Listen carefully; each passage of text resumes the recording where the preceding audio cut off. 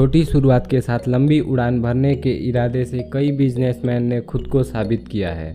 ऐसा ही एक ब्रांड है बालाजी नमकीन, जो गुजरात की गलियों से निकलकर आज एक चर्चित नमकीन ब्रांड बन चुका है। चंदूभाई वीरानी गुजरात के एक सफल बिजनेसमैन हैं, जिन्होंने कई विफलताओं के बाद भी हार नहीं मानी और आज वे 1500 करोड़ की कंपनी के मालिक हैं।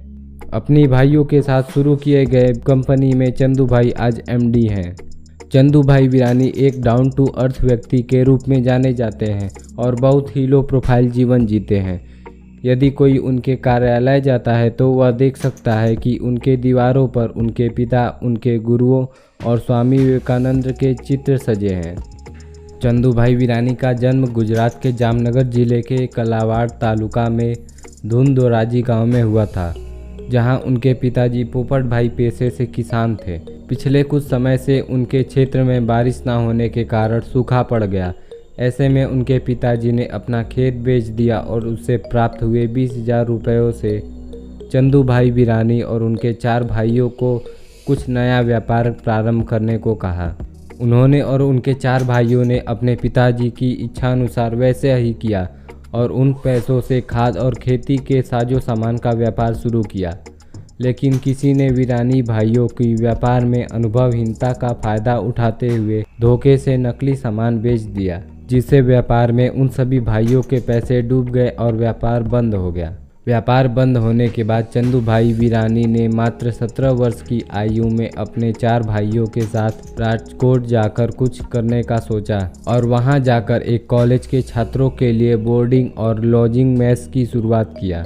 लेकिन यहां भी वीरानी भाइयों की किस्मत ने साथ नहीं दिया और ये काम भी बंद हो गया। चंदूभाई को राजकोट के एस्ट्रोन सिनेमा में एक गेटकीपर के रूप में नौकरी मिला। सिनेमा में उनके समर्पण और कड़ी मेहनत को सिनेमा के मालिक गोविंद भाई ने देखा और उन्होंने 1976 में कॉन्ट्रैक्ट के आधार पर उन्हें कैंटीन सौंप दिया।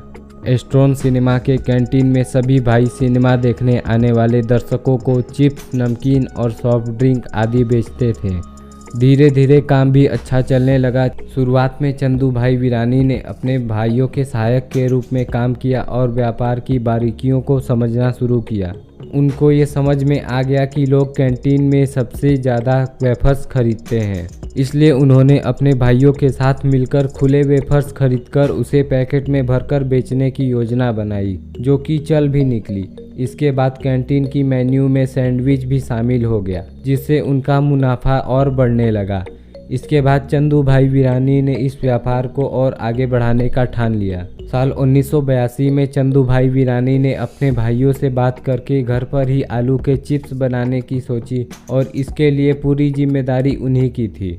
उन्होंने सबसे पहले चिप्स बनाने वाले एक शेफ और तवे का इंतजाम किया और चंदूभाई वीरानी की देखरेख में आलू के चिप्स बनने का काम घर पर ही शुरू हो गया, जिसे वे बालाजी वेफर्स के नाम से कैंटीन और अन्य दुकानों पर मोपेड पर लाकर सप्लाई भी करने लगे। बालाजी वेफर्स को आज यहां तक पहुंचाने के लिए चंदूभाई वीरानी और उनके भाइयों ने बहुत संघर्ष और उतार चढ़ाव का सामना किया। शुरू में कई लोगों ने उनकी पेमेंट ही नहीं दिया, फिर भी उन लोगों की मेहनत और चिप्स स्वादिष्ट होने के कारण लोगों को बालाजी वेफर्स पसंद आने लगा और उनकी डिमांड बढ़ने लगी। अब डिमांड बढ़ी तो सप्लाई करने के लिए उन्हें पहले रिक्शा और इसके बाद टेम्पू लेना पड़ा। यही नहीं, अब डिमांड बढ़ने के कारण उत्पादन भी बढ़ाना था, जिसके लिए बहुत सोच विचार करके एक बार में 10 से 20 किलो आलू छीलने की और इतने ही आलू काटने वाली स्पेशल मशीन बनवानी पड़ी। अब चंदूभाई वीरानी अपने इस बिजनेस को नई ऊंचाइयों पर पहुंचाने के उद्देश्य से सभी भाइयों से विचार विमर्श करने के बाद लोन लेकर राजकोट में एक 1000 वर्ग मीटर का प्लांट लिया और उसमें 8 तवे लगाकर और स्टाफ बढ़ा दिया। चंदूभाई वीरानी इतने पर भी नहीं रुके और उन्होंने साल 1992 में ग्राहकों को बेहतर दाम और पैकेजिंग के साथ बेहतर क्वालिटी देने के लिए एक ऑटोमेटिक वेफर मेकिंग प्लांट लगा लिया, जिसको लगवाने के 6 माह तक वीरानी भाइयों को कई तरह की दिक्कतों का सामना करना पड़ा। फिर उनके सामने बाजार में मिल रही कंपटीशन की एक और भारी समस्या आई, जिसके कारण उनकी कंपनी को नुकसान हो रहा था। इसके लिए वीरानी भाइयों ने पैकेजिंग मशीन में निवेश करने का निर्णय लिया और एक 6 लाख रुपए की लोकल मशीन खरीद ली, जो बिल्कुल ही खराब निकला और अगले 2 से 3 वर्ष इस मशीन के सप्लायर के साथ कानूनी लड़ाई में खराब हो गए। फिर भी चंदू भाई वीरानी अपनी सूझबूझ से तमाम मुश्किलों का सामना करते हुए कंपनी को आगे बढ़ाते चले गए और फिर साल 1999 में कंपनी में 2000 किलो प्रतिदिन की उत्पादन क्षमता का ऑटोमेटिक प्लांट और साल 2003 में 5000 किलो प्रतिदिन की उत्पादन क्षमता वाली एक FMC पोटैटो प्रोसेसिंग मशीन लगवाई गई। इसके बाद बालाजी वेफर्स ने नमकीन बनाने के क्षेत्र में भी कदम रख दिया, जिसमें स्वाद और गुणवत्ता के साथ ही किफ़ायती दामों की बदौलत वो आज तक टिकी हुई है। आप बालाजी वेफर्स की तरक्की का हिसाब इस बात से लगा सकते हैं कि साल 2018 में कंपनी की वृद्धि दर 20 से 25% और सालाना आय 2200 करोड़ रुपए का था। ये सब मुमकिन हो पाया चंदू भाई वीरानी की दूरदर्शी सोच और सभी भाइयों की रात दिन मेहनत और लगन से। बालाजी वेफर्स का मार्केट साइज तेजी से बढ़ा और साल 2006 तक बालाजी वेफर्स ने गुजरात के आलू चिप्स बाजार में 90% हिस्सेदारी पर कब्जा कर लिया। गुजरात के अलावा वे महाराष्ट्र और राजस्थान के बाजारों में ग्रो करते रहे। इकोनॉमिक्स टाइम्स ने बालाजी वेफर्स को सुल्तान ऑफ वेफर्स के रूप में मान्यता दिया है।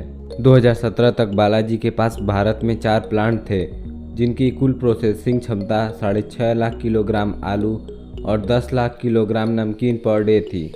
आलू वेफर्स के अलावा बालाजी लगभग 30 प्रकार के स्नैक्स और नमकीन भी बनाते हैं। आपको ये वीडियो कैसा लगा हमें कमेंट करके बताना ना भूलें। अगर वीडियो आपको पसंद आया हो तो इस वीडियो को लाइक करें, हमारे चैनल को सब्सक्राइब करें। धन्यवाद। तो आपसे मुलाकात होगी नेक्स्ट वीडियो में, तब तक के लिए गुड बाय।